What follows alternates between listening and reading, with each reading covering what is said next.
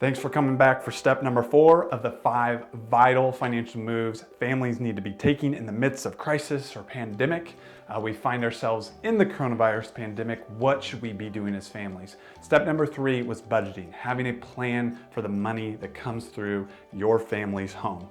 Well, step number 4 is a lot like it, having a plan not just for your budget and the money that's flowing through, but the money you have right now and will see in the future. And so step number 4, we can call it plan your savings. It's really give every dollar a job, as we've talked about in budgeting, but bigger, more in depth. And it's really an important step right now when cash becomes king. The economy has slowed down with the government shutting down all shapes and sizes of commerce. And it was still uncertain of how and when that will reopen. And so people are laid off. Unemployment numbers are crazy. The economy is slower. And when the economy slows down, that makes every dollar more valuable. It's why it's important in step 3 to budget. But you already have some of that money sitting in your family. Whether that's in cash, whether that's in bank accounts, whether it's in a little longer term savings. I'm not talking about investing, that's separate, that's long-term investing for the future. Right now we're talking about the cash you have available to you to meet short-term needs. And I'm suggesting you need to sit down specifically in writing to make a plan for that money available to you. Now, there are really 3 areas and 3 parts of that money, your savings, that I want you to plan for. And I do want you to get it in writing, whether on pen and paper or on a spreadsheet. And I'd like to take you through an example on a spreadsheet right now to show you exactly how you take care of those 3 steps and 3 areas.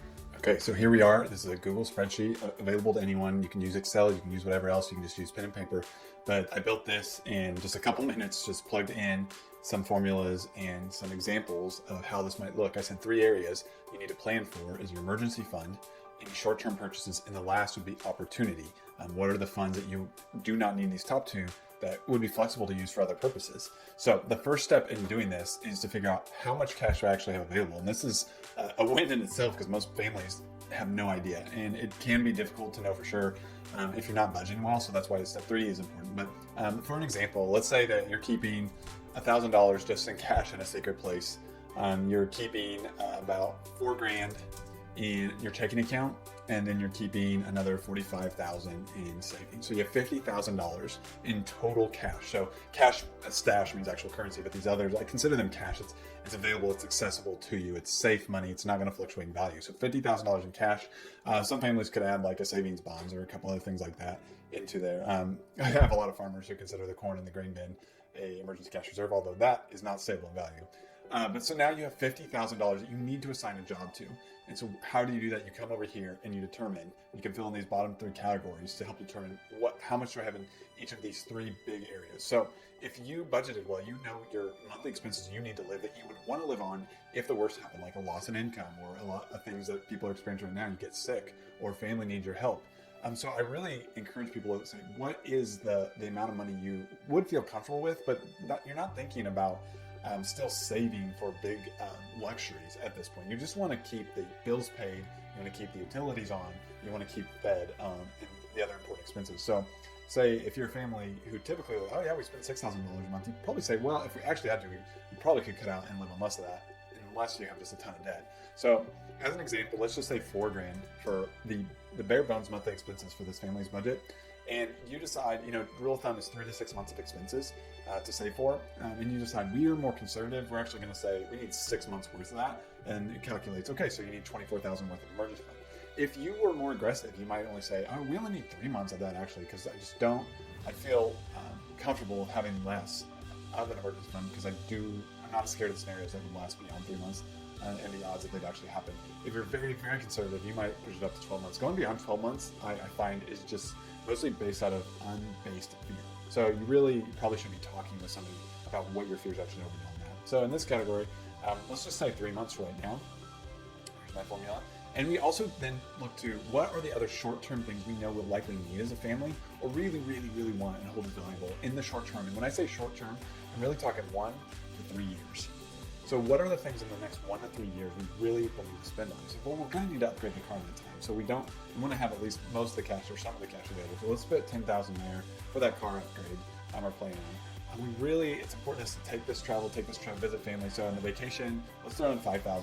It's really important to us as our cash available.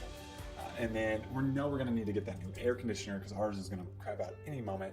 We know we're going to want to spend a couple $1,000 on Christmas, just as part of our traditions and what we do. And then we know we're going to need a couple $1,000 available for taxes and insurance premiums different times of the year. So all that said, there's $24,000 here in short-term purchases we really are spoken for. They have jobs in our savings.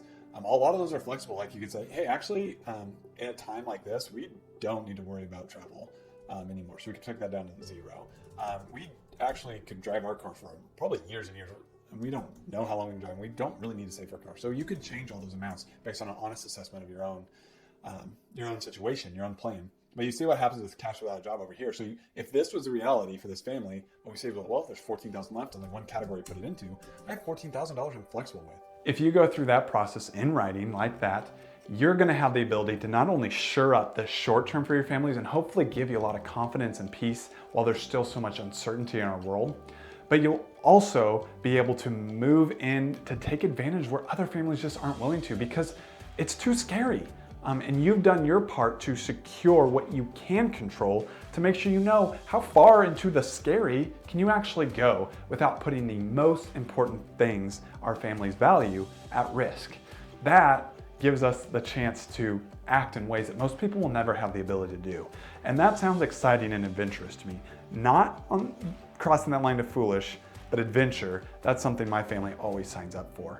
And to do it in a wise way. I'm looking forward to that, and I hope you can do that too. Please join us for the last step of the 5 vital financial moves families should be making in crisis.